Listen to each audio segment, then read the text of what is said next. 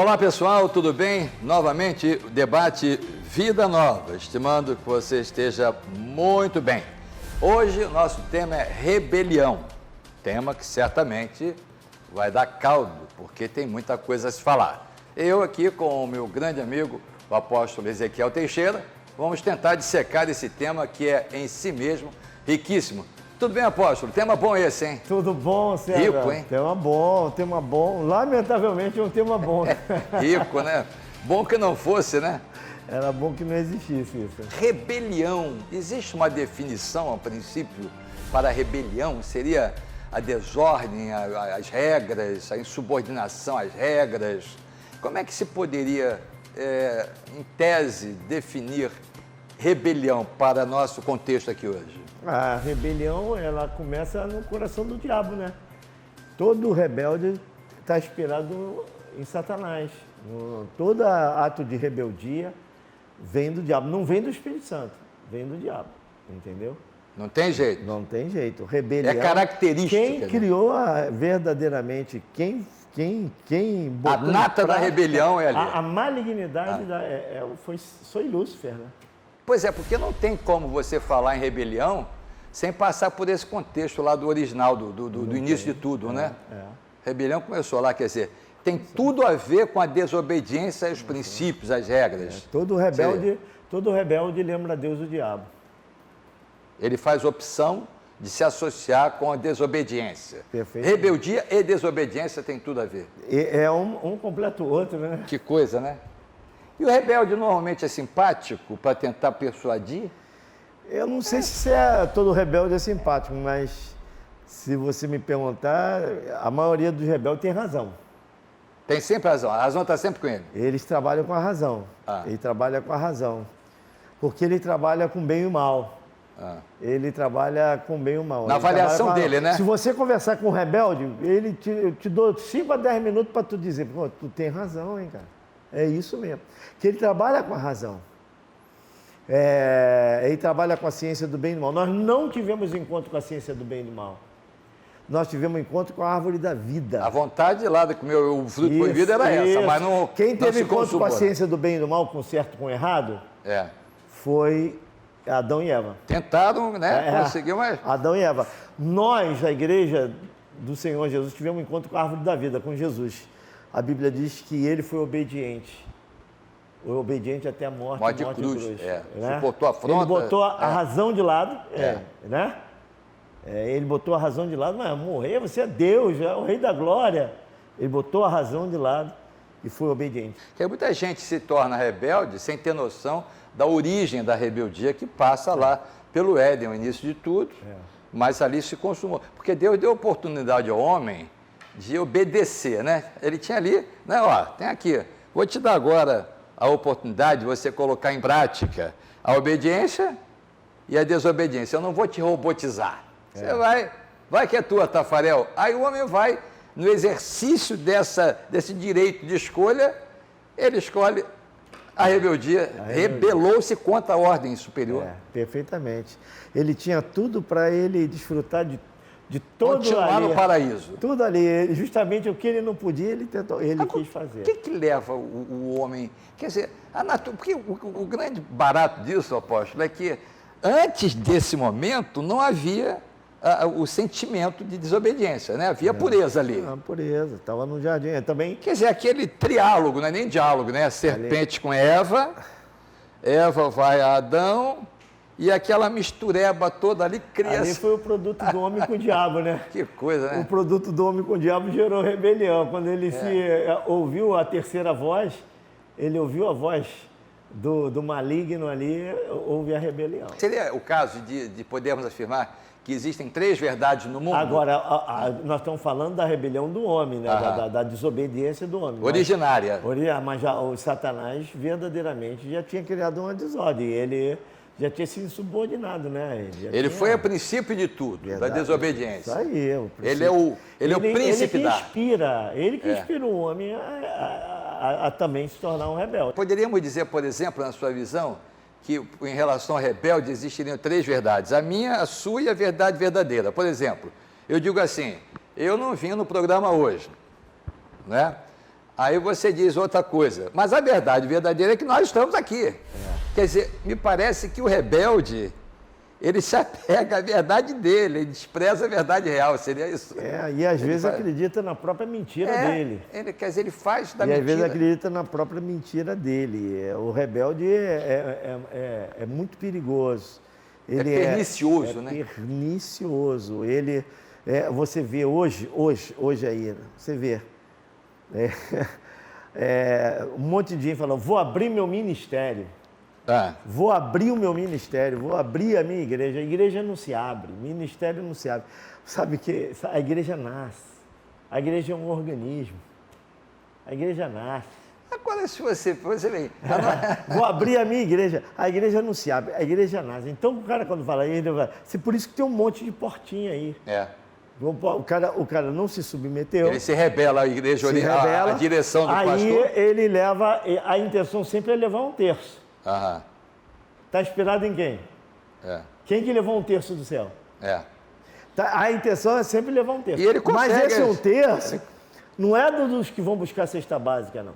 Ele tenta arrastar o que vê de melhor. Tem o rebelde mole e os rebeldezinhos. Perfeitamente, entendeu? Então, ele tenta. Então, lá no céu, esses lugares que falam assim, abrir minha igreja, abrir meu ministério, lá no céu, esses lugares não são chamados de igreja. E nem esses pastores são chamados de pastores. Mas você entendeu? No céu não. Porque no céu o céu não tem o faz de conta aqui, né? Perfeitamente. Esses lugares lá no céu não são chamados de igreja, nem essas pessoas que dizem pastores são chamadas de pastores. Lá no céu, eles são lembrados de uma outra forma. Como nós entramos no campo da igreja, historicamente, isso que você está falando é um negócio interessante, riquíssimo, porque, historicamente, a grande parte de igrejas, não sei se a maioria, mas grande parte, começa assim, né? Se rebela contra a liderança, né? É uma rebeldia.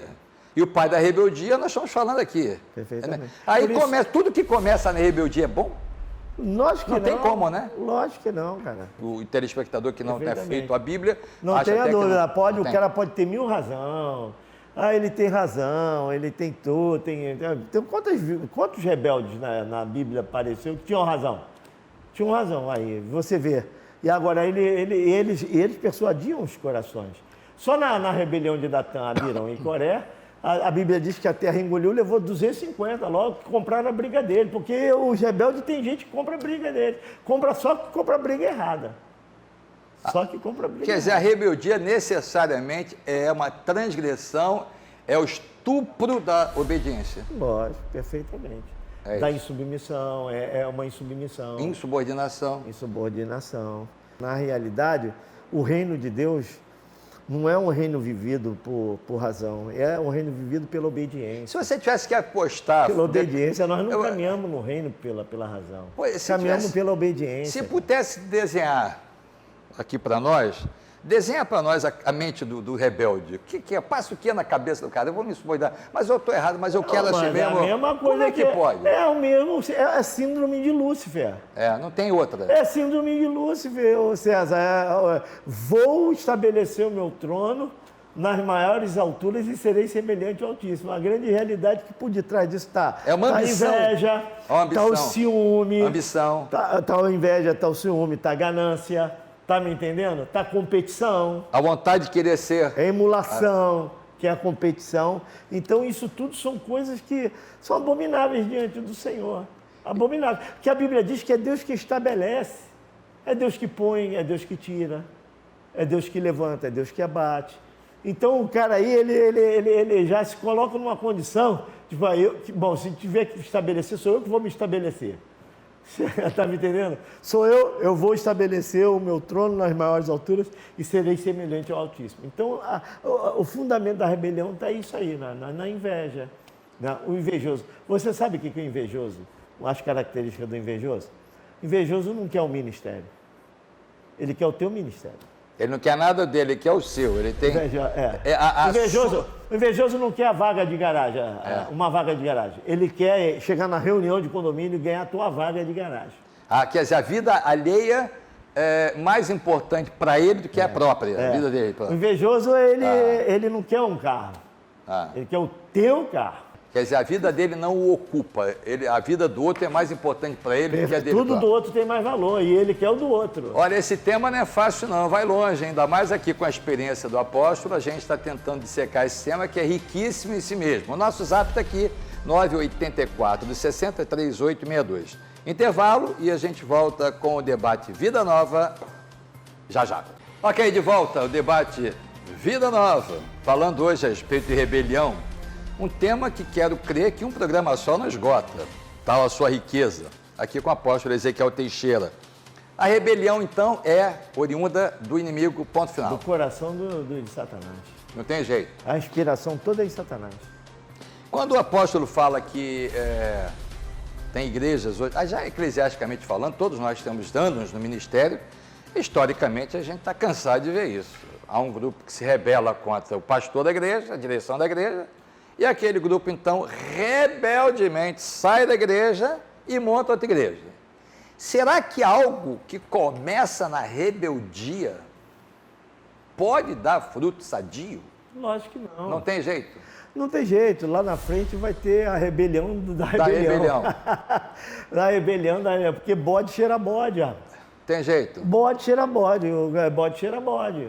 Agora, tem as pessoas nessa jogada aí, tem as pessoas que são vendidas, tem outros que estão com um coração bom, aí vem são iludidas. De razão, convence, tira aquela pessoa do centro da vontade de Deus, aquela pessoa fica perdida depois, porque saiu do centro da vontade de Deus. A Bíblia diz que nós devemos tentar recuperar essas pessoas, trazer, porque às vezes são pessoas neófitas, são pessoas novas, não entendem o que é isso, porque a razão, Miriam era irmã de Moisés e se rebelou e tinha razão. Ela tinha razão, só que Deus chamou Miriam e falou assim, Miriam, vem cá, com vocês, com o meu servo Moisés, eu falo face a face, com vocês eu falo por enigma e sonho. Isso é minha soberania, sabe? Sabe o que Miriam ficou? Leprosa.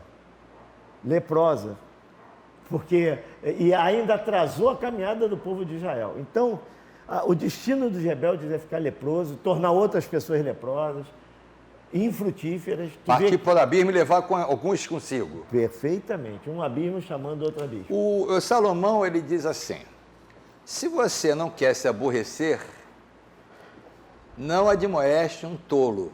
Poderíamos substituir pelo rebelde. Se você admoestar um sábio, ele vai amar você. Quer dizer, o rebelde não aceita nem a admoestação, porque a essência dele é a desobediência. A essência dele é isso aí. Senão descaracteriza ele pode o rebelde. Até dissimular. Eu acho que eles são muito dissimulados. São muito dissimulados. Trabalham com meia-verdade, que a meia-verdade, para mim, é ainda pior do que a mentira. Pois é. Pior que a mentira. Eles botam uma verdade e... Ilude. E a mentira ilude, ali. Aí ilude a pessoa mas ele está falando...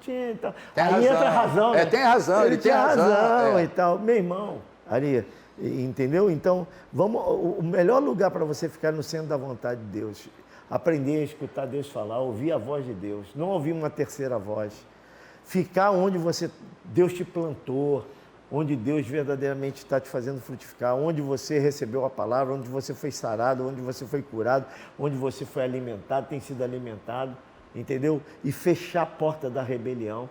Você está trazendo maldição para dentro da sua casa. Está trazendo maldição para cima de sua família, dos seus filhos, está trazendo, não, corta isso em nome do Senhor. E esse sentimento de rebeldia é frequente, né? Ele não acaba nunca, né? Não, é frequente. Ele não acaba, né? Isso é um espírito. Não tem jeito. Isso é espírito. Dentro da igreja você tem o espírito do homem, que é o nosso espírito de vida, né? O espírito de Deus, a nortear quem deseja, e o espírito do diabo, na linguagem teológica, daqueles que se permitem associar a ele, quer dizer... Aí tem muita gente que entende a rebelião como algo assim muito social ou sociológico ou antropológico só, mas não conhece a origem, que é espiritual, não tem jeito. O Judas, né, escrevendo a epístola dele, ele diz que essas pessoas são como nuvens sem água. Elas têm aparência, mas não têm conteúdo. Ele diz... Parece nuvem, mas nuvem tem que ter água. Nuvem sem água. Tem aparência, mas não tem conteúdo. Essas nuvens sem água geralmente tapam o sol. É aquela nuvem que tapa o sol, não deixa o sol brilhar para você nem para ninguém. Mas como ela não tem água, também não produz chuva. Não produz. Quer dizer, a nuvem Deixa você na sequidão. quase que sem sentido de ser. Deixa você na sequidão. É. Ela não deixa o sol brilhar Porque toda em você nuvem que se e preza- não deixa você frutificar. Toda nuvem que se preza vai produzir uma chuvinha, né? Perfeitamente. Nuvem sem água. Ela tapa o sol, não deixa que o sol brilhe para você. É o sal insípido. E não verdadeiramente também não permite que você frutifique, Equivale ao porque ela sal. não faz chover. Equivale ao sal insípido, sal que não É salga. sério isso. E ainda diz mais, são rochas submersas. Rocha submersa é o maior perigo para quem navega. Está ali debaixo d'água, ninguém vê. Está ali escondidinha, mas está ali. Todo mundo que passa por ela afunda. Todo mundo que bate nela afunda. O navio que bater nela vai afundar, vai rasgar o cara. A lancha que bater nela explode. A lancha que bater nela encalha, ou a embarcação que bater nela prende. E está ali, ninguém vê. E às vezes anos ali, ninguém vê, ninguém observou que aquilo ali era uma rocha submersa. Bem escondidinho. Não sai dali, ficaria. Pois é, não tem jeito. Que sério isso, hein? Quando a Bíblia diz, deixa o ímpio seu caminho e se converta ao Senhor, que se compadecerá dele, quer dizer, então há uma chance para o rebelde, se ele quiser. Ué, a única chance é se converter, né? Pois é, tem que abrir mão. Se converter, Se associar. deixar esses princípios malignos de lado, deixar de viver a nível de ciência do bem e do mal, a nível de razão, e viver a nível de obediência e verdadeiramente dizer, Senhor, eu não vivo eu, mas Cristo vive em mim. Né? Cristo vive em mim. E a vida que agora vivo pela fé. Vivo por obediência, vivo por submissão. E é Deus que me estabelece, é Deus que põe, Deus que tira. Não sou eu que vou promover. É o Senhor que vai me promover, é o Senhor que vai me abater, é o Senhor que vai me levantar, é o Senhor que vai me rebaixar. Não importa, a minha vida está nas mãos de Deus. Esse é o nosso princípio. Quer dizer, de acordo com o que a gente está tentando colocar aqui, me parece que é possível a gente afirmar, considerando o lado espiritual, que é a origem de tudo, que no nosso meio a rebelião se aflora com muito mais nitidez, porque Claro. nós temos a percepção da obediência, Claro. né, daquilo que deveria ser, Claro. e quando vem o que não deve ser, parece que fica nítido. Né? Então, nosso meio aflora perceptivelmente a rebelião. É É isso? perceptível às vezes. Quando não é incubado. Não, mas É perceptível às vezes. Quando não é sorrateiro, um né? líder experiente que conhece a Bíblia, ele vai ver uma pessoa experiente com essa Bíblia, ele vai perceber nitidamente se é rebelião. Agora, tem pessoas neófitas na igreja, novas, pessoas de boa fé, que são levadas. São levadas. Aí, às vezes, não brotou aquilo no coração dela, ela foi arrastada. Como a Bíblia diz que o homem espiritual discerne tudo e todos e de ninguém é discernido, o pastor muitas vezes está vendo lá na frente que aquela rebelião vai eclodir, né?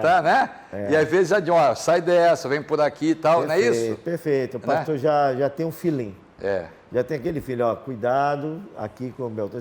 Chama aquela pessoa também que está começando a abrir a brecha, você está indo para um caminho ruim, não é isso não, hein? Aqui a banda toca assim, né? Mas quer que eu te diga a verdade, 90% dessas pessoas já estão estragadas. Contaminadas. Estão estragadas. Mas em compensação, há um sem número de pessoas tão fiéis, leais e obedientes. Caramba, eu tenho 7 pastores aqui no Projeto Vida Nova que partiram para a eternidade. 7 homens de Deus partiram para. Primeiro foi o pastor João Teixeira, que no iníciozinho do Projeto Vida Nova ele estava aqui com a gente. Depois veio o pastor Estigarribe, que era da Argentina, faleceu. Depois veio falecer o pastor Salles, Luiz Menezes Salles. Depois veio a falecer Moisés Malafaia.